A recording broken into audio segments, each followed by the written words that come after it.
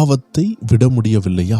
இன்னைக்கு நம்ம பார்க்க போகிறது, நம்மளை தொடர்ந்து பற்றி வருகிற சில பாவங்கள் உண்டு. அதை நம்மளால் ஜெயிக்க முடியாமல் இருக்கலாம். ஆனால் இப்படிப்பட்ட பாவங்கள் உங்களை துரத்தினாலும், அது உங்களை மேற்கொள்ள உங்களை தாக்கினாலும், உங்களுக்கு அதை ஜெயிக்கக்கூடிய ஒரு எளிமையான காரியத்தை இன்னைக்கு இதில் ஆவியானவர் நிச்சயமாக தருவார். இன்னைக்கு அநேகர் அடிக்கடி பாவத்தில் விழுந்துட்டு சோர்ந்து போயிருக்கிறாங்க. ஆனால் இன்னைக்கு ஆவியானவர் உங்களை பார்த்து ஒரு ரகசியத்தை அவர் சொல்லித்தர விரும்புகிறார். கடந்த நாட்களில் பரிசுத்தமாக வாழ 3 ரகசியங்களை நம்ம பேசியிருந்தோம். அநேகர் சந்தோஷமாக அதை ஏற்றுக்கொண்டு அதில் உள்ள ரகசியங்களை அவர்கள் புரிந்து கொண்டார்கள். ஆனால் ஒரே ஒரு கமாண்டை நான் பார்க்கும் பொழுது என்னுடைய ஆவியில் இந்த ரகசியத்தை பேச எனக்கு ரொம்பவே தூண்டுதலாக இருந்தது. எவ்வளவோ சத்தியங்கள் தெரிகிறது, சத்தியத்தை எல்லாம் புரிஞ்சு கொள்ளுகிறோம், ஆனாலும் பாவத்தை முடியவில்லையே, பாவத்தை விட முடியவில்லை என்று தவிக்கிறவங்களுக்காக தான் இந்த அருமையான பதிவு. பாவத்தை ஜெயிக்க முடியவில்லையா? அதற்கு ஒரு 3 காரியங்களை தேவ ஜனங்கள் எப்பொழுதுமே நீங்கள் தெளிவாக புரிந்து கொள்ள வேண்டும்.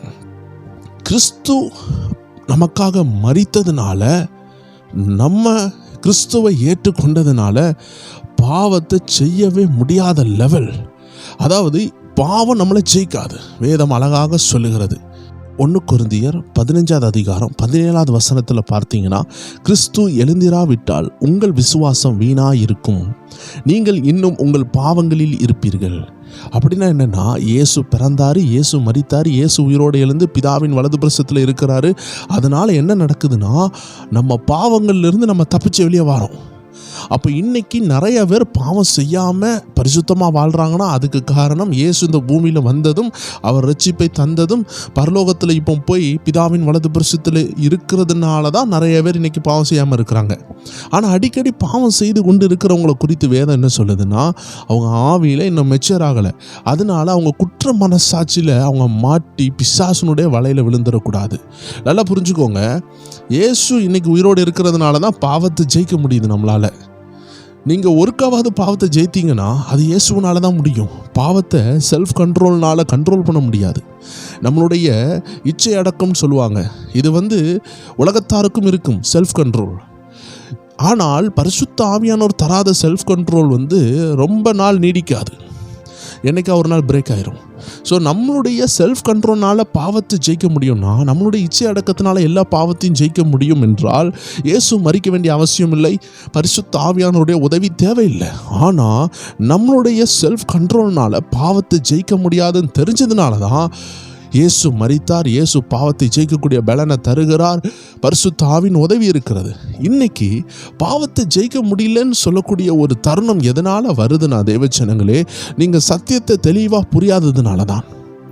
அதாவது பாவத்தை ஒரே நாளில் யாராலையும் ஜெயிக்க முடியாது. பாவம் போராடி கொண்டே இருக்கும். வசனம் சொல்லுகிறது, அந்த வாசலில் பாவம் படுத்து கிடக்கு.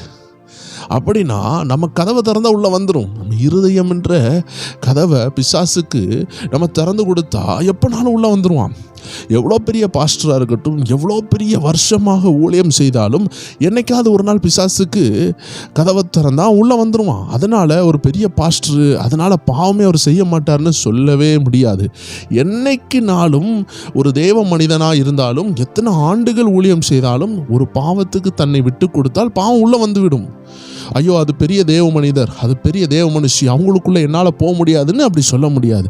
ஒருவேளை பெரிய பாஸ்டர் இதை கேட்டு, அதாவது சுவிசேஷங்களை அறிவித்து ஊழியங்களை செய்து எல்லாம் அனுபவித்து ஒரு 10-20 ஆண்டுகள் ஊழியத்தில் இருந்து 30-40 ஆண்டுகள் மேலே ஊழியம் செய்தாலும் திடீர்னு அவர்கள் பாவத்துக்கு தன்னுடைய இருதயத்தை திறந்தால் பாவம் வரதான் செய்யும். ஸோ அதனால் பாவம் பாகுபாடின்றி எல்லாருக்குள்ளேயும் நுழைந்து கொண்டு இருக்கு. நான் ஒரு 3 காரியம் சொன்னேன் பார்த்தீங்களா, அந்த 3 காரியத்தை நீங்கள் நிச்சயமாக தெரிந்து கொள்ளணும். ஏன்னா பாவத்தை ஒரு நாளில் ஜெயிக்க முடியாது. நம்ம கடந்த வீடியோவில் பாவத்தை ஜெயிக்கக்கூடிய ரகசியத்தை தான் பார்த்தோமே தவிர, பாவம் எப்படி ஜெயிக்கப்படும் என்பதை நம்ம பார்க்கவே இல்லை. பாவம் தேவச்சனங்களை இந்த சரீரத்தில் நீங்கள் இருக்கிற வரைக்கும், மரிக்கிற கடைசி நொடி வரைக்கும் உங்களை மோதி கொண்டு தான் இருக்கும். அந்த கடைசி நொடி வரைக்கும் உங்களை காத்துக்கொள்ள வேண்டியது உங்களுடைய பொறுப்பு. அதான் வேதம் சொல்லுகிறது, கடைசி வரைக்கும் நிலைத்திருப்பவனே, முடிவு பரியந்தம் நிலைத்திருக்கிறவனே ரட்சிக்கப்படுவான். இது கஷ்டமானு கேட்டால் கஷ்டமே கிடையாது. நீங்கள் உங்களுடைய வயதாகி கடைசி நாட்கள் வரைக்கும் நீங்கள் என்ன செய்வீங்க? சுவாசம் விட தான் செய்வீங்க. உங்கள் நாசியில் சுவாசம் வந்து கொண்டு தான் இருக்கும். அதனால் உங்கள் நாசியில் சுவாசத்தை எடுக்கவும், உங்கள் நாசியில் கெட்ட சுவாசத்தை வெளியே அனுப்பவும் உங்களால் முடியுதுன்னா உங்களால் பரிசுத்தமாக வாழ முடியும். நீங்கள் கடைசி வரைக்கும் மூச்சு எடுக்க முடியுதுன்னா கடைசி வரைக்கும் ஆவிக்குரிய மூச்சையும் எடுக்க முடியும். அதனால் அது ஒரு கஷ்டமான விஷயம் அல்ல. வேதம் சொல்லுகிறது, அவருடைய பிரமாணங்கள் பாரமானவைகள் அல்ல. சரி, ஒரு 3 விஷயத்தை தெரிந்தா ஏன் பாவத்தை ஜெயிக்க முடியவில்லை என்று நீங்கள் புரிந்து கொள்வீர்கள். நம்பர் 1, நீங்கள் ரட்சிக்கப்பட்டுட்டீங்கன்னா உங்களுக்குள்ளாடி குற்ற மனசாட்சி வராது. உங்களுக்குள்ளாடி பாவ உணர்வு தான் வரும். நீங்கள் ரட்சிக்கப்பட்ட பிறகு ஒரு பாவத்தை செய்கிறீங்கன்னா பரிசுத்த ஆவியானவர் என்ன செய்வார்? பாவத்தை குறித்து, நீதியை குறித்து, நியாய தீர்ப்பை குறித்து கண்டித்து உணர்த்தும் பொழுது பாவ உணர்வு வரும். நீங்கள் ரட்சிக்கப்பட்ட பிறகு துணிகரகமாக நீங்கள் பாவம் செய்யவே முடியாது. ரட்சிக்கப்படாதவங்க பாவத்தை இன்பமாக செய்வாங்க.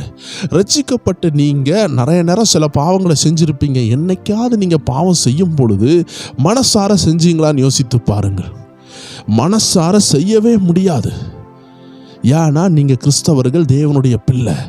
அந்த குத்துதல் இருக்குது பார்த்தீங்களா, உள்ள ஒரு வேதனை இருக்குது பார்த்தீங்களா. எந்த பாவம் செய்தாலும் ஐயோ நான் செஞ்சிட்டேனே நமக்கு என்ன தோணும். அதுதான் கிறிஸ்தவங்களுடைய அடையாளம். இதுதான் பாவ உணர்வு. இப்போது நீங்கள் ஆவியில் வளருகிற வரைக்கும் இந்த பாவம் துரத்தி கொண்டு தான் இருக்கும், துரத்திக்கிட்டே இருக்கும்.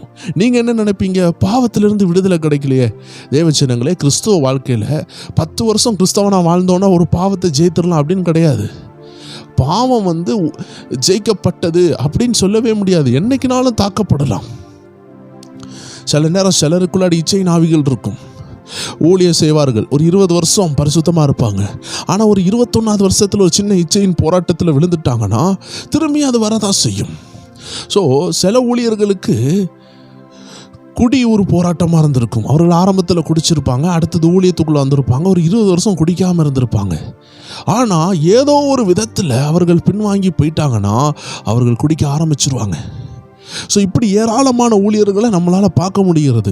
ஸோ பாவம் சொல்லுகிறது ஊழியக்காரன் ஆனோன்னு நின்றும் அப்படின்னு கேட்டால் நிற்காது. பயங்கரமாக உபாசம் எடுத்தோன்னே நிற்குமான்னு கேட்டால் நிற்காது. அது போராட்டம் கூடும். உயர உயர போக போக, பரிசுத்தத்தில் உயர போக போக பாவத்தினுடைய ஃபோர்ஸ் கூட இருக்கும். யோசித்து பாருங்கள், ஒரு போஸ்ட்டுக்கு மேலே ஏறிட்டு கீழே விழுந்தால் ரொம்ப ஆபத்து, முதுகு உடைஞ்சிரும். ஒரு தென்னை மரத்தை எடுத்துக்கொள்ளுங்க. ஒரு தென்னை மரத்தில் ஏறுகிறவன் உடனடியாக விழுந்தா ஒன்றும் ஆகாது. ஏன்னா அவன் தண்டில் ஏறிட்டு கீழ்பாகத்தில் ஏறிட்டு கீழே விழுந்துட்டான். ஆனால் அதே தென்னை மரத்தில் உயரத்தில் இருக்கிறவன் விழுந்தா என்ன ஆகும்? அவன் இடுப்பே உடைந்து விடும், உயிருக்கு ஆபத்து. ஸோ தேவச்சனமே, ஆவிக்குரிய வாழ்க்கையில் உயர போக போக போக போக நம்ம கீழே விழும் பொழுது அதிகமான அடி விழும். இப்போ ஆவிக்குரிய வாழ்க்கையில் பலவீனமாக இருக்கிறவங்க சில தவறு பண்ணுவாங்க.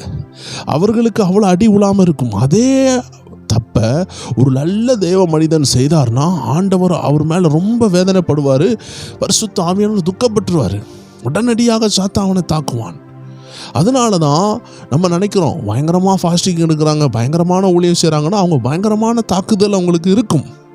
ஆனால் அவர்கள் தன்னை காத்து கொள்றதுனால பாதுகாப்பாக இருக்காங்க. இப்போ தேவஜனங்களே, சில நேரம் ஆண்டவர் உங்களை விழ வைப்பார், போராட்டத்தில் விழ வைப்பார். ஏன் தெரியுமா? அந்த பாவம் உங்களை ஜெயிக்கிறத நீங்கள் உணரணும். நீங்கள் இப்போ ஆண்டவர்கிட்ட ஓடி வரணும். நம்பர் 1, நீங்கள் ஆண்டவருடைய பிள்ளைனா உங்களுக்கு பாவம் செய்யும் பொழுது உங்கள் இருதயம் வேதனைப்படும். ஒவ்வொரு வாட்டியும் செக் பண்ணி பாருங்கள். உங்கள் இருதயம் வேதனைப்படுதுன்னா நீங்கள் ஏசப்பா பிள்ளை தான். நீங்கள் பாவம் செஞ்ச உடனே நரகத்துக்கு போயிடுவீங்கன்னு பயப்பட வேண்டாம். நிறைய பேர் நான் பாவம் செய்கிறேன், அதனால நான் சபைக்கு போகலை, நான் பாவம் செய்கிறேன், நான் திருவிருந்து எடுக்க மாட்டேன், இப்படி நினச்சியே ஒவ்வொரு திருவிருந்து அவங்க கட் பண்ணுவாங்க, லார்ட் சப்பர்ஸை. அதுதான் தப்பு. நீங்கள் உங்கள் மேலே அழுக்கு பட்டுட்டுனா தண்ணியில் குளிக்க தான் செய்யணும். என் மேலே அழுக்கு பட்டுட்டு நான் இனி குளிக்க வேண்டாம், நான் அழுக்கே இல்லாமல் நான் குளிக்க வரேன்னு சொல்ல முடியாது. குளிச்சாதான் அழுக்கு போகும். இதே போல தான் ஆண்டவர் உங்களை சபைக்கு கொண்டு வருவார், ஜெபிக்க வைப்பார். திரும்பியும் பாவம் தாக்குதுன்னா திரும்பியும் ஃபைட் பண்ண வைக்கிறாரு. ஒரு யுத்தம் சொல்லுகிறது 2 பேரும் பட்டயத்தை வச்சு வெட்டுறது, அதில் இன்னொருத்தன் சாகிற வரைக்கும் வெட்டி கொண்டு இருக்கிறது தான் போர். அப்போ பிசாசு உங்களை வெட்டி கொண்டே இருப்பான் பாவத்தால், நீங்கள் அவனை வெட்டி கொண்டே இருக்கணும். அப்போ ஒரு குறிப்பிட்ட நேரத்தில் அந்த பாவம் என்ன செய்யும், அப்படியே பலனந்து கீழே விழுந்துடும். எத்தனை கஞ்சா அடிக்ட்டு, புரோனோகிராஃபி அடிக்ட்டு, இருளின் காரியங்களுக்குள்ள அடிக்ட்டு, இந்த மாதிரி சாப கட்டுகளில் உள்ள எத்தனை பேர் இன்னைக்கு ரட்சிக்கப்பட்டிருக்காங்க தெரியுமா? அவர்கள் அதை ஜெயித்தார்கள். ஸோ தேவ ஜனமே, ஒருவேளை அது உங்களை துரத்தி வருதுன்னா நீங்கள் புரிஞ்சு கொள்ளணும், உங்களை ஆண்டு அது கூட சண்டை போட வைக்காரு. உங்கள் எதிர்காலத்துக்கும் உங்கள் பாவத்திற்கும் ஒரு பெரிய கனெக்ஷன் இருக்குது. நீங்கள் ஒரு குறிப்பிட்ட பாவம் உங்களை துரத்தி வருது. சிலருக்கு இந்த சிகரெட்டு பாவம் துரத்தி வரும், ஆனால் அவர்களுக்கு இச்சையோ திருட்டு பாவமோ இருக்காது. ஆனால் சிலருக்கு பார்த்திங்கன்னா இச்சை என்ற பாவம் துரத்தி வரும், ஆனால் அவர்களுக்கு குடியோ போதையோ இருக்காது. சிலருக்கு பார்த்திங்கன்னா குடியும் இருக்காது, இச்சையும் இருக்காது, ஆனால் திருடுற பழக்கம் இருக்கும். எங்கே போனாலும் திருடிடுவாங்க. இது வயது முதிர்ந்தாலும் அந்த பழக்கம் அவங்கள விட்டு போகாது. ஸோ தேவ ஜனமே, உங்களுடைய போராட்டத்தை பேஸ் பண்ணி உங்கள் ஃப்யூச்சர் இருக்கும். அப்போ நீங்கள் அந்த பாவத்தில் ஜெயிக்க பழகிற வரைக்கும் ஆண்டதில் யுத்த களத்தில் போடுவார். இது எத்தனை பேருக்கு தெரியும்? நிறைய பேர் நினைக்கிறாங்க, பாவம் செய்த உடனே இனி நான் எதுக்கு பைபிள் வாசிக்கணும். நீங்கள் பாவம் செய்தால் தான் பைபிளை அதிகமாக வாசிக்கணும். நீங்கள் பாவம் அதிகமாக வருதுன்னு நீங்கள் அதிகமாக தேவன்கிட்ட நெருங்கணும். நம்பர் 2 என்ன தெரியுமா? குற்ற மனசாட்சியில் விழுந்து போய் விடக்கூடாது. நிறைய பேர் இந்த பாவ உணர்வை பெற்றுக்கொள்வாங்க, உள்ள பாவ உணர்வு வரும். என்றைக்குமே பரிசுத்த ஆவியானவர் உங்களை குற்ற மனசாட்சியில் பரிதபிக்க விட மாட்டார். அவர் உங்களை உடனடியாக தூக்கி நிறுத்த தான் எதிர்பார்ப்பார். நீங்கள் எழும்பாமல் போகும்பொழுது தான் பிசாசு என்ன செய்வான்? குற்ற மனசாட்சியை தருவான். நீங்கள் பாவத்தில் விழுந்த உடனே கரத்தை பிடிச்சி தூக்குறது கர்த்தர் கூட இருக்கிறார். ஏன்னா ஆண்டவருக்கு எப்படியாவது நீங்கள் எழும்பணும்னு தான் ஆசை. ஆனால் நீங்கள் என்ன செய்வீங்க? டைம் விட்டுக்கிட்டே இருப்பீங்க. கர்த்தர்கிட்ட பேச மாட்டீங்க, கர்த்தர்கிட்ட மன்னிப்பு கேட்க மாட்டீங்க. அவர் மன்னிப்பாரான்னு சந்தேகத்தில் இருப்பீங்க. ஒரு ஆடு ஒரு சவதி, இந்த தொழில்னு சொல்லுவாங்க, இந்த அசிங்கங்களில் விழுந்துட்டுனா, சாக்கடையில் விழுந்துட்டுனா உடனே வெளியே வந்துடும். ஆனால் அதே ஒரு பன்னி விழுந்துட்டுனா என்ன ஆயிரும்? அது உள்ளே கிடக்கும். தேவஜனமே, ரட்சிக்கப்பட்டவனுக்கு ஒரு பாவம் வந்துட்டுனா அதிலிருந்து வெளியே வரணும் அவனுக்கு தோணும். அதே ஒரு உலகத்தான் ஒரு பாவத்தில் விழுந்துட்டானா அவனுக்கு வெளியே வர தோணாது, ஏன்னா அவனுக்குள்ள ரட்சிப்பு இல்லை. ஸோ தேவஜனமே, நீங்கள் ரட்சிக்கப்பட்டவங்கன்னா நீங்கள் எப்படி வெளியே தான் வரணும், எப்படியும் பரலோகம் தான் போக போறீங்க. அது ஏன் 10 நாள் கழித்து நீங்கள் ஆண்டவர்கிட்ட மன்னிப்பு கேட்கீங்க? ஒரு பாவம் வந்த உடனே, ஒரு சண்டை வந்த உடனே, ஒரு வாக்குவாதம் வந்த உடனே, இல்லை ஒரு இச்சையான விஷயம் வந்த உடனே, இல்லை ஒரு மோசமான காரியம் உங்கள் வாழ்க்கையில் வந்த உடனே மன்னிப்பு கேளுங்க, உடனே முன்னேறுங்க.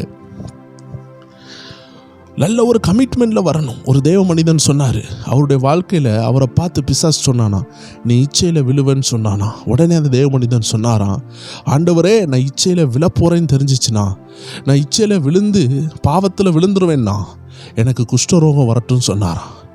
யோசித்து பாருங்க. இதிலிருந்து என்ன புரியுதுன்னா, ஆண்டவரே, நான் ஒரு பாவம் செஞ்சால் எனக்கு அந்த பெரிய வியாதி கூட வரட்டும், அப்போ அந்த வியாதியை கண்டு நான் என்ன செய்வேன்? அந்த பாவத்தை நான் செய்ய மாட்டேன். அப்படி தன்னை ஒப்பு கொடுத்துருந்தார். ஏன்னா பாவத்தை செய்கிறத காட்டிலும் நான் குஷ்டரோகத்தில் சாவட்டும், பாவத்தில் விழுந்து நான் ஊழியத்தை இழக்கிறத காட்டிலும் ஒரு கேன்சர்னு நான் செத்துட்டு போட்டும் அப்படின்னா அவர் ஆண்டவர்கிட்ட ஒப்பு கொடுத்தார். ஆண்டவரே, நான் அப்படி ஒரு பாவத்தில் விழுவதா இருந்தால், இந்த பிசாசு சொல்கிறது உண்மையாக இருந்துச்சுன்னா எனக்கு குஷ்டரோகம் வரட்டும்னு சொன்னார். எப்படிப்பட்ட கமிட்மெண்ட் பாருங்களேன். அப்போ யோசித்து பாருங்கள். அப்போ பாவத்தை ஒரு பிசாசு கொண்டு வந்தாலும் இவரால் செய்ய முடியுமா? ஏன்னா கர்த்தரிடத்தில் இவர் பண்ண ஒப்பந்தம் எப்படி இருக்குது? அப்போ ஆவியில் வளருகிறவங்க தேவனிடத்தில் பொருத்தனை பண்ணியிருப்பாங்க. யோபு பாருங்கள், தன் கண்ணால் யாரையும், பெண்களை, அதாவது கண்ணால் பார்க்க மாட்டேன், ஏறெடுத்து பார்க்க மாட்டேன், கண்ணியின் மேல் நினைவாக இருக்க மாட்டேன் பொருத்தனை பண்ணியிருந்தார். எப்படி அந்த பொருத்தனையை உடைக்க முடியும்? அப்போ தேவ மனிதர்கள் பொருத்தனையில் வாழ்கிறாங்க. அவர்களுக்குன்னு சில சாக்ரிஃபிஷியல் லைஃப் இருக்குது, அதனால தான் நிற்கிறாங்க. ஸோ தேவ ஜனமே, ஒரு பாவம் வரும்பொழுது நம்ம நிறைய நேரம் குற்ற மனசாட்சியில் விழுறோம். அதனால தான் ஆண்டவர் நம்பர் 1 சொல்லி தந்தார், பாவ உணர்வு வேற, குற்ற மனசாட்சி வேற. இப்போ பாவ உணர்வு வரும், பரிசுத்த ஆவியானவர் பாவத்தை குறித்து உங்களை உணர்த்தும் பொழுது நீங்கள் மன்னிப்பு கேட்கணும். நிறைய பேர் மன்னிப்பு கேட்காததுனால தான் பிசாசு குற்ற மனசாட்சினால் வாதிக்கிறான். அப்போ நீங்கள் அதிகமாக பாவம் செய்கிறீங்கன்னா நீங்கள் அதிகமாக குளிக்கணும், அதிகமாக அழுக்கு விட்டுதுன்னா அதிகமாக குளிக்கணும், அதிகமாக சோப்பு போடணும். அதே போல் தான் தேவச்சனமே, அதிகமாக பாவம் வருது, அதிகமாக போராட்டம் வருதுன்னா ஏசப்பக்கிட்ட அதிகமாக நெருங்கக்கூடிய பாக்கியம் உங்களுக்கு கிடைக்கும். ரெண்டாவது குற்ற மனசாட்சி. நீங்கள் ஆண்டர்கிட்ட நெருங்கலை, 5 நாள் 10 நாள் கழித்து தான் நீங்கள் திரும்பி ஆண்டர்கிட்ட வாரீங்க, இல்லை 6 மாதம் கழித்து தான் வாரீங்கன்னா அந்த 6 மாதம் பிசாசு திருடிடுவான். குற்ற மனசாட்சியில் வாதிப்பான். நீதானே குடிச்ச, உன்னால தான் உன் குடும்பம் சபைக்கு போகலை, உன்னால தான் திருவிருந்து எடுக்க முடியலை, உன்னால தான் உன் வீடு உடையுதுன்னு சொல்லி குற்ற மனசாட்சியை கொடுப்பான். ஆண்டு சொல்கிறாரு, அந்த குற்ற மனசாட்சிக்கு இடம் கொடுக்கக்கூடாதுன்னா உடனடியாக பாவ மன்னிப்பு கேட்கணும், உடனடியாக. அப்போ நம்பர் 1 பாவ உணர்வு. நம்பர் 2 நீங்கள் ஆண்டர்கிட்ட வரலன்னா குற்ற மனசாட்சி வரும். 3வது விஷயம், கர்த்தரை விட்டு ஓடாதீங்க, கர்த்தர்கிட்ட ஓடிவாங்க. கர்த்தரை விட்டு ஒளியாதீங்க, கர்த்தருக்குள் ஒளிந்து கொள்ளுங்க. Don't hide from God but hide in God. இதில் என்ன ரகசியம் இருக்குன்னா, ஆதாம் ஏவாளை பாருங்க, பாவம் செஞ்ச உடனே ஆண்டவரை விட்டு ஓடி போனாங்க. இதே ஆண்டவரை விட்டு ஓடி போகாமல் ஆண்டவர்கிட்டே ஓடி போயிருந்தா எப்படி இருக்கும்? அதாவது உங்கள் பிள்ளை ஒரு தப்பு பண்ணிட்டு நீங்கள் செய்யக்கூடாதுன்னு சொன்னதை செஞ்சுட்டு, இப்போது அது உங்களை பார்த்த உடனே வீட்டை விட்டே வெளியே ரோட்டில் ஓடிச்சுன்னா பஸ்ஸு இடிச்சிடும். ஆனால் அதே உங்ககிட்ட ஓடி வந்து உங்களை கெட்டி பிடிச்சி, அப்பா மன்னிச்சிருங்கப்பா, அம்மா மன்னிச்சிருங்கம்மா, நான் அதை கீழே தள்ளி போட்டு உடச்சிட்டேன்னு கெஞ்சிச்சுன்னா நீங்கள் என்ன செய்வீங்க? மன்னிப்பு கொடுப்பீங்க. ஆண்டவர் இதை தான் எதிர்பார்க்குறாரு. ஒரு தவறு நடந்துட்டா ஓடி அப்பா கிட்ட வந்துடணும், காலை பிடிச்சி கெஞ்சிடணும், ஏசப்பா மன்னிச்சிருங்கப்பா, எனக்கு கிருபை தாங்கப்பா. நிறைய பேர் தங்களுடைய பாவங்களை ஆண்டவர்கிட்ட சொல்லவே மாட்டாங்க. எனக்கும் இது தெரியாது, ஆனால் சொல்லி ஜெபிக்கணும்னு முதிர்ந்த ஊழியர்கள் சொல்லி தந்தாங்க. ஏசப்பாட்ட பேசணுமா? ஒரு நபரால் குடியை விடவே முடியாதான். அப்போ அவங்க மனைவி தினமும் ஜெபிப்பாங்களாம். அவரும் அந்த குடிக்கிற மனசு வந்த உடனே குடி கடையிலே போயிடுவாராம். போயிட்டு, ஏசப்பா இதை ஜெயிக்க முடியலையப்பா, உங்கள் வசனம் தானப்பா சொல்லுது, என்னால் முடியலையப்பான்னு சொல்லி குடிச்சிக்கிட்டு இருப்பாராம். இந்த வசனத்தை சொல்லுவாராம், என் பலவீனத்தில் உங்கள் கிருபை விளங்கட்டுன்னு சொல்லி அதை குடிச்சிடுவாராம். ஏன்னா இது அவர் சொன்ன சாட்சி. அவர் ப்ராக்டிக்கலாக பாவத்தில் இருக்கும் பொழுது கூட அந்த பாவம் அவருக்கு செய்ய பிடிக்கலை, ஆனால் அவரை செய்ய தூண்டக்கூடிய உள் உணர்வுகள் இருந்தது. அதனால் ஆண்டர்கிட்ட கெஞ்சினார். தேவ ஜனங்களே, இப்படிப்பட்ட சூழ்நிலைகள் வரும். சண்டை போடக்கூடாதுன்னு நினச்சிருப்போம், சண்டை போட்டிருப்போம். இச்சையானதை செய்யக்கூடாதுன்னு நினச்சிருப்போம், செஞ்சுருப்போம். குடிக்கக்கூடாதுன்னு நினச்சிருப்பாங்க, குடிச்சிருப்பாங்க. கெட்டவரத்தை போடக்கூடாதுன்னு நினச்சிருப்பாங்க, செஞ்சுருப்பாங்க.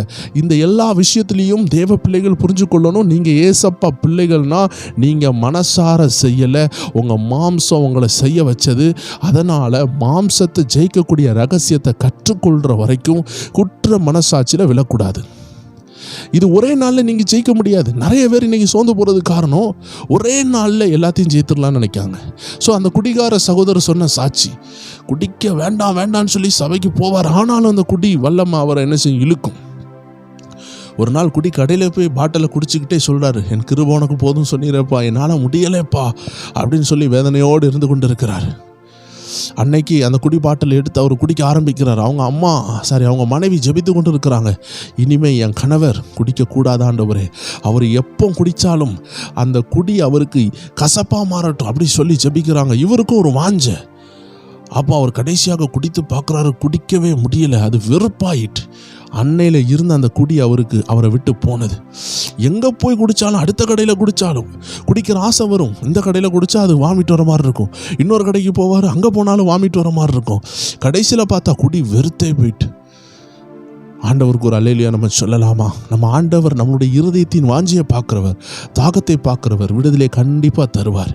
ஸோ நம்ம செய்ய வேண்டியது, பாவ உணர்வு வருதுன்னா அது பரிசுத்த ஆவி தரார். நீங்கள் தாமதித்து ஆண்டவர்கிட்ட சமாதானம் ஆகாமல் மன்னிப்பு கேட்காம விட்டுட்டீங்கன்னா பிசாசு அந்த சான்ஸை உபயோகப்படுத்தி, அந்த வாய்ப்பை பயன்படுத்தி குற்ற மனசாட்சி தருவான். அப்போ தான் நீங்கள் என்ன செய்வீங்க? ஆண்டவரை விட்டு பிரிஞ்சு போவீங்க, பைபிளை வாசிக்காமல் பிரிஞ்சு போவீங்க, சபைக்கு வராமல் பிரிஞ்சு போவீங்க, குடும்ப ஜெபத்தில் உட்காராமல் பிரிஞ்சு போவீங்க, தனி ஜெபத்தை பண்ண மாட்டீங்க. இது எல்லாம் இந்த குற்ற மனசாட்சினால் வரும். நம்பர் 3, கர்த்தருக்குள் ஒளிஞ்சு கொள்ளுங்க. ஆதாம் ஏவாள் செஞ்ச தவறு, கர்த்தரை விட்டு தூரமாக ஒளிஞ்சு போய் அத்திமரத்துக்கு பின்னாடி ஒளிஞ்சிட்டாங்க. பாவம் செஞ்சதுனால அவங்க நினச்சாங்க அத்திமரத்துக்கு பின்னாடி போய் ஒளிஞ்சுக்கலான்னு. கர்த்தருக்கு முன்னாடி அத்திமரம்லாம் மறைக்க முடியாது. கர்த்தர் அத்திமரத்துக்கு பின்னாடி நின்னா என்ன, மலைக்கு பின்னாடி நின்னா என்ன, கர்த்தருக்கு மறைவானது ஒன்றுமே இல்லை. ஆண்டு சமூகத்தில் நம்மளை விட்டு கொடுத்து, அப்பா நான் செஞ்சிட்டேன்ப்பா, தவறு தான்ப்பா, சண்டை போட்டுட்டேன்ப்பா, கெட்டார்த்த போட்டுட்டேன்ப்பா, என்னை மன்னிக்கப்பான்னு காலில் விழுந்துடுங்க. அடுத்த முறையும் போராட்டம் வருதா, திரும்பி விழுங்க. எத்தனை முறை வந்தாலும் விழுங்க. அவர் உங்களை தூக்கி நிறுத்தி ஒரு வாலிபனாக மாற்றுகிற வரைக்கும் நீங்கள் நின்று கொண்டே இருக்கணும். ஒரு நல்ல எடுத்துக்காட்டு சொல்லி முடிக்கிறேன். ஒரு பிள்ளை பிறந்த உடனே அது நடக்காது, அது ஓடாது. ஒரு பிள்ளை பிறந்து கொஞ்ச நாள் கழித்து அது மெதுவாக திரும்பி படுக்கும். கொஞ்ச நாள் கழித்து அது எழும்பி உட்கார ஆரம்பிக்கும். கொஞ்ச நாள் கழித்து அது தவள ஆரம்பிக்கும். கொஞ்ச நாள் கழித்து செவுரை பிடித்து நிற்க ஆரம்பிக்கும். கொஞ்ச நாள் கழித்து ஒரு ஸ்டெப் எடுத்து முதலாக நடக்கும். கொஞ்ச நாள் கழித்து ஓட ஆரம்பிக்கும். பார்த்தீங்களா, எல்லாமே ஸ்டெப் பை ஸ்டெப். வேதமாக தான் சொல்லுகிறது, அவர் நம்மளை சீர்படுத்தி ஸ்திரப்படுத்தி பலப்படுத்தி நிலைநிறுத்துவார் என்று பேதுருவில் ஆண்டவருடைய வார்த்தை சொல்லப்பட்டிருக்கிறது. So stage by stage, step by step ஆண்டருக்கு உங்கள் டைமை கொடுத்து பாருங்கள். சில நேரம் சில பாவங்கள் உங்களை துரத்தி வரும், விட்டுருன்னு சொல்லும். பார்வோனை போல விட்டுருவேன் இஸ்ரவேல் ஜனங்களை நான் விட்டுருவேன்னு சொல்லுவான். ஆனால் இருதயத்தை கடினப்படுத்திடுவான். இதை தேவன் தான் கடினப்படுத்த வைப்பார். சில பாவங்களை ஆண்டு உங்களை துரத்தி வர வைப்பார். ஏன்னா அதுக்கு பின்னாடி உங்கள் எதிர்காலம் இருக்கும், உங்கள் ஃப்யூச்சர் இருக்கும்.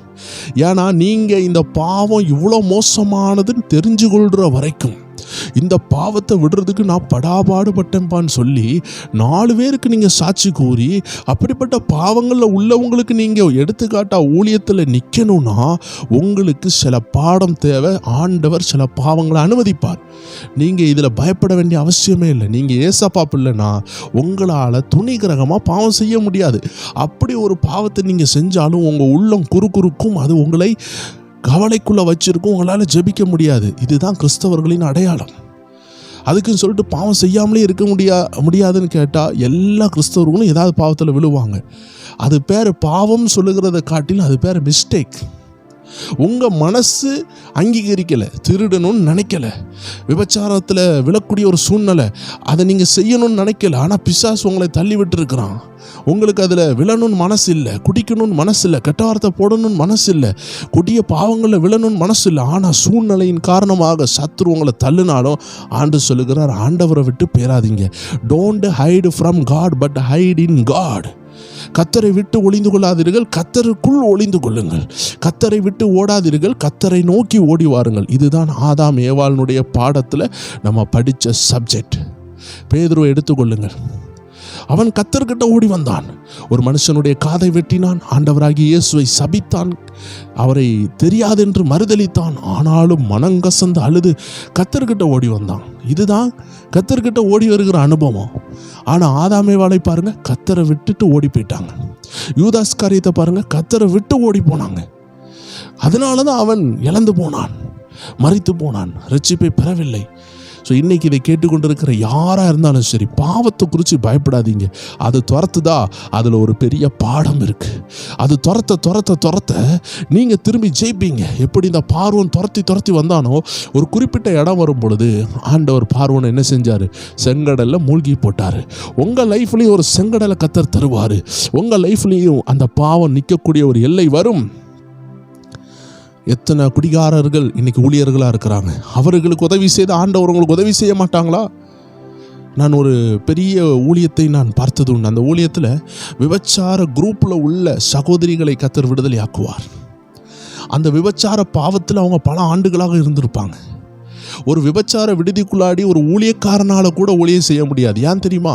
ஒரு ரட்சிக்கப்பட்ட ஒரு வாலிப ஊழியனை ஒரு விபச்சார விடுதிக்குள்ளாடி போய் ஒரு ஊழியத்தை செய்யணும்னு சொல்லி அனுப்புனா, அங்கே உள்ள பிசாசிட்ட இந்த விபச்சார ஆவிகள் ஒரு ஆணோ ஒரு பெண்ணோ எந்த ஊழியர் போனாலும் இவர்களுக்கு அந்த அனுபவங்கள், அந்த இடத்துல உள்ள சூழ்நிலைகள் தெரியாததுனால அவர்கள் அந்த பாவத்தில் விழுந்துருவாங்க. நிறைய வாய்ப்பு இருக்கிறது.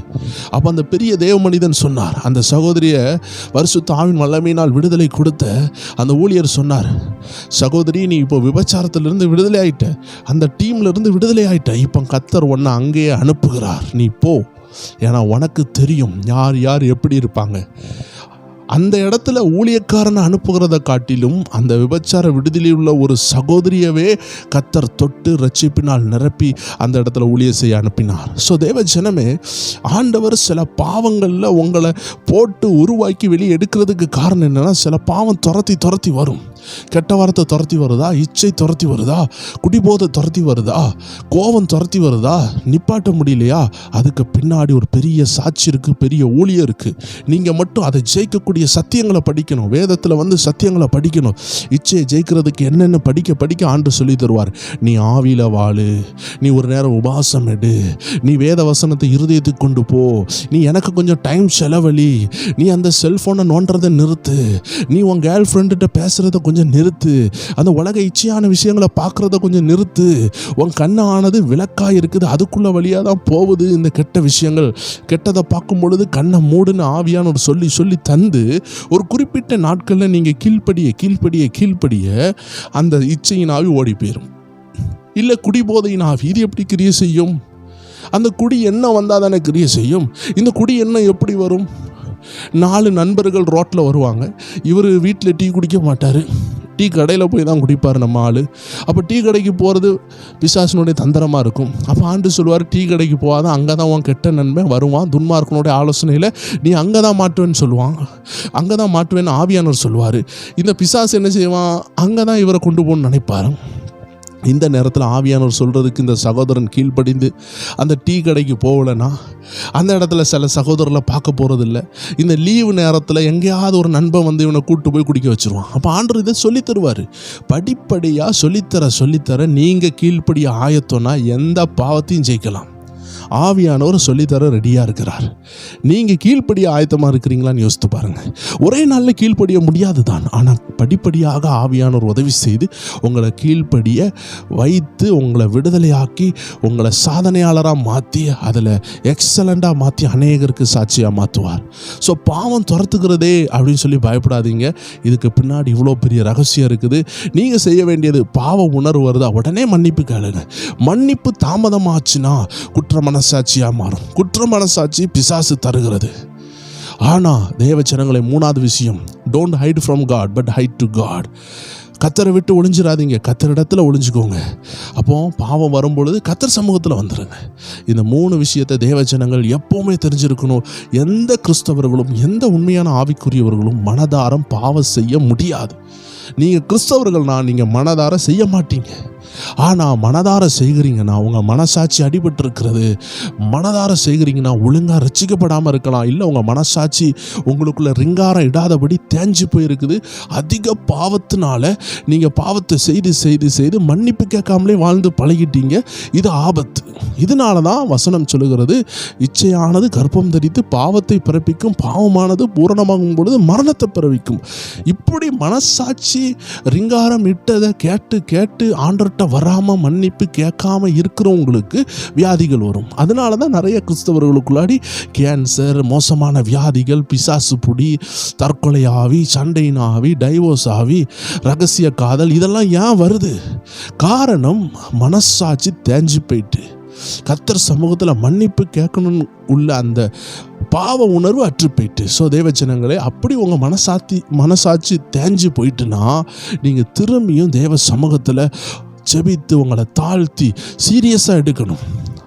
2 கிட்னி ஃபெயிலியர் ஆகிட்டுன்னு டாக்டர் சொன்னால் நீங்கள் என்ன சொல்வீங்க? நான் 2 மாதம் டூருக்கு போயிட்டு வரேன், வந்த பிறகு என் கிட்னியை சரியாக்குங்க டாக்டர் அப்படின்னு சொன்னால் மறிக்க போகிறது நீங்கள் தான். அதே போல் ஒரு கிட்னி எவ்வளோ முக்கியமாக இருக்குதோ, ஒரு ஹார்ட் எப்படி முக்கியமாக இருக்குதோ, நம்மளுடைய பரிசுத்தம் அவ்வளோ முக்கியம். ரொம்ப பாவத்தில் இருக்கிறேன், என்னால் பாவம் மன்னிப்பு கேட்க மனசே வரலன்னா ரொம்ப ஆபத்தில் இருக்கிறீங்க, பாவத்தின் விளிம்பில் இருக்கிறீங்க, மரணத்தின் விளிம்பில் இருக்கிறீங்க. சீக்கிரமாக மனசாட்சியை உணர்வுள்ளதாக மாற்றுங்க. தாவீது சொல்கிறார், உணர்வுள்ள இருதயம் தாரும். ஏன்னா உணர்வு இல்லைன்னா என்ன ஆகும்? இந்த குஷ்டரோகிக்கு உணர்வே இருக்காதான். காலில் 5 இன்ச் ஆணி உள்ளே ஏறிடுமா. ஒரு 50 அடி தள்ளி போயிட்டு தான் திரும்பி பார்ப்போம், என்னடா ஒரே ரத்தமாக இருக்குது ரோட்லன்னு பார்த்தா அவன் காலில் இருந்து ரத்தம் வந்திருக்கும். காலுக்குள்ளே என்னடா இருக்குதுன்னு பார்த்தா காலுக்குள்ளாடி 5 இன்ச் ஆணி ஏறி இருக்கும். அவனுக்கு அது தெரியாது. ஏன்னா குஷ்டரோகிக்கு உணர்வு இருக்காது. ஸோ தேவஜனமே, நம்ம இருதயமும் இப்படி உணர்வை இழந்துட்டுனா எவ்வளோ பெரிய பாவம் செஞ்சாலும் உணர்வு வராது. அதனால தான் பரிசுத்த ஆவியானவர் தருகிறது பாவ உணர்வு. அப்போ நீங்கள் உடனே மனம் திரும்பினா தான் பாவ உணர்வு வரும். சீக்கிரமாக தேவ பயத்துக்குள்ளே வந்து உங்களை மனம் திரும்புதலில் கொண்டு போயிட்டீங்கன்னா பாவம் உங்களை துரத்தி வந்தாலும் கர்த்தர் அதை வச்சே வணஞ்சி உங்களை பெரியவனாக மாற்றுவார். ஸோ பாவத்தை கண்டு பயந்து ஓட கர்த்தர் அழைக்கலை, பாவத்தை ஜெயிக்க உங்களுக்கு கற்றுக் கொடுப்பாரு. இது ஒரே நாளில் நடக்கலைன்னு சொல்லிட்டு சொந்து போகாதீங்க. சில நேரம் 10 வருஷம் கூட இழுக்கும், சில நேரம் 20 வருஷம் இழுக்கும். ஒரு தேவ மனுஷன் சொன்னார், ஒருவேளை நீங்கள் பெரிய ஊழியம் செய்யாமல் இருக்கலாம், ஆனால் ஆண்டு சில நேரம் சிலருக்கு 70 வருஷம் 80 வருஷம் கொடுக்குறாரு. ஏன் தெரியுமா? அந்த பாவத்தை ஜெயிக்கிறதுக்கு ஒரு பாக்கியம் கொடுக்குறார். பரலோகத்துக்குள்ளே வரணும். எல்லாரையும் ஆண்டு ஊழியத்தில் எடுத்து மோகன் சிலாசர் மாதிரி, டிஜஸ் தினகரன் மாதிரி பயன்படுத்துவாரான்னு கேட்டால், சில பாவத்தை ஜெயிக்கிறதுக்கு 50 வருஷம் ஆக்குறவங்களை எப்படி பயன்படுத்த முடியும்? யோசித்து பாருங்கள். சில பாவத்தை விட்டு உதறதுக்கு மனதில்லாமல், கர்த்தர் சொல்கிற ஆலோசனைக்கு கீழ்ப்படியாமல் ஆண்டுகள் இழுத்து கொண்டு இருக்கிறவங்களை எப்படி மாற்ற முடியும்? ஆண்டவருக்கு ஆசை இருக்கிறது, ஆனால் விட்டு கொடுக்காமல் இருக்கிறதுனால காலம் விரைந்து ஓடுகிறது. ஆண்டு சொல்லுகிறார், சீக்கிரம் விட்டு கொடுங்க, சீக்கிரம் கர்த்தர் சொல்கிறத கேளுங்க. எல்லா பாவத்திற்கும் கர்த்தர் ஒரு ஆலோசனை வச்சிருக்கிறார். எந்த பாவத்தையும் ஜெயிக்கக்கூடிய ஒரு ரகசியம் இருக்கிறது. அந்த ரகசியத்தை கர்த்தர்கிட்ட பெற்றுக்கொள்ளுங்க. அந்த ரகசியத்தை பெற்றுக்கொண்டுட்டீங்கன்னா, அந்த விடுதலையை பெற்றுக்கொண்டுட்டீங்கன்னா, சீக்கிரமாக கர்த்தர் உங்களை பயன்படுத்துவார். இதை லேட்டாக்கவும் உங்களால் முடியும். சீக்கிரமாக ஆண்டவருக்காக எழுப்பி பிரகாசிக்க முடியும். ஏன்னா ஃப்ரீ வில், சுய சித்தம் உங்கள் கையில் இருக்குது. கர்த்தர் சமூகத்தில் விட்டு கொடுங்க. அதனால் நீங்கள் சோர்ந்து போக வேண்டாம். கர்த்தர் சொல்கிறது, குற்ற மனசாட்சியில் மட்டும் மாட்டிடாதீங்க. பாவம் வரும், போராட்டங்கள் வரும், யுத்தங்கள் வரும். ஜெபிச்சுட்டு இருப்பீங்க, ஊழியத்துக்கு போயிட்டு வந்திருப்பீங்க, ஆனாலும் ஃபைட்டு வரும். ஆண்டு சொல்கிறார், குற்ற மனசாட்சியில் படுத்துறாதீங்க. எழும்புகிறது தான் வெற்றி. ஒரு தேவ மனிதன் சொல்கிறாரு, விழுகிறது தோல்வி அல்ல, எல்லாரும் விழுவாங்க. விழுகிறது தோல்வியே அல்ல, ஆனால் விழுந்த இடத்துலேருந்து எழும்பாமல் இருக்கிறது தான் தோல்வி. ஒரு உண்மையான தோல்வி என்னன்னா, விழுந்தது கிடையாது, விழுந்தா எழும்பலாம், ஆனால் எழும்பாமல் இருக்கிறீர்கள் அல்லவா, அதுதான் தோல்வி. ஆம் தேவ ஜனங்களே, இதை இந்த கிறிஸ்மஸ் நாளில் பதிவிட ஆண்டு உதவி செய்திருக்கிறார். தேவன் பிறந்ததனுடைய நோக்கமே பாவத்தில் இருந்து நம்மளை விடுதலையாக்குறதுக்கா. அதனால் இது கிறிஸ்மஸ் அன்னைக்கு கேட்குற யாராக இருந்தாலும் உங்களுக்கு ஒருக்கா கூட சொல்லுகிறேன், உண்மையான கிறிஸ்மஸை ஒரு மனுஷன் என்னைக்கு தெரியுமா அனுபவிக்கிறான்? இயேசு கொடுத்த ரட்சிப்பை அவன் இருதயத்தில் ஏற்றுக்கொள்ளும் பொழுது தான் உண்மையான கிறிஸ்மஸை அவன் அனுபவிக்கிறான். அது வரைக்கும் அவனுடைய கிறிஸ்மஸ் உலக கிறிஸ்மஸ் தான். உலக கிறிஸ்மஸ்னா என்ன? கேக் வெட்டுறது, சீரியல் லைட் போடுறது, ஸ்டார் போடுறது, சந்தோஷமாக இருக்கிறது. இன்னும் உலகத்தான் என்ன செய்கிறான்? குடிக்கிறான், தண்ணி அடிக்கிறான், வேகமாக போகிறான், ஆக்சிடென்ட் ஆகிறான், என்னெல்லாமோ அந்த கிறிஸ்மஸ் நாளில் தான் நடக்குது. ஸோ தேவ ஜனமே, கிறிஸ்மஸ்னுடைய நாளில் இதை கேட்குறீங்கன்னா, உங்களை பார்த்து தான் ஆண்டு சொல்கிறாரு, பரிசுத்தமாக வாழ்கிறதுக்கு தான் இயேசு இந்த பூமியில் வந்தார். அந்த நோக்கத்தை உங்கள் வாழ்க்கையில் நிறைவேற்றிக்கோங்க. ஒருவேளை கிறிஸ்மஸ் முடிந்து நியூ இயரில் கேட்கலாம், எப்போனாலும் கேட்கலாம். எல்லாருக்கும் அன்பின் வாழ்த்துக்கள். உங்களை இயேசு நேசிக்கிறார், பரிசுத்தமாக வாழ உதவி செய்வார். இந்த பதிவு உங்களுக்கு பிரோஜனப்பட்டிருக்குன்னு நினைக்கிறேன், உங்களை பலப்படுத்தி இருக்குன்னு நினைக்கிறேன். இன்னும் அநேக ஆவிக்குரிய காரியங்களை நம்ம வரநாளில் பார்க்க போகிறோம். தொடர்ந்து இணைந்திருங்க. God bless you. ஆமென்.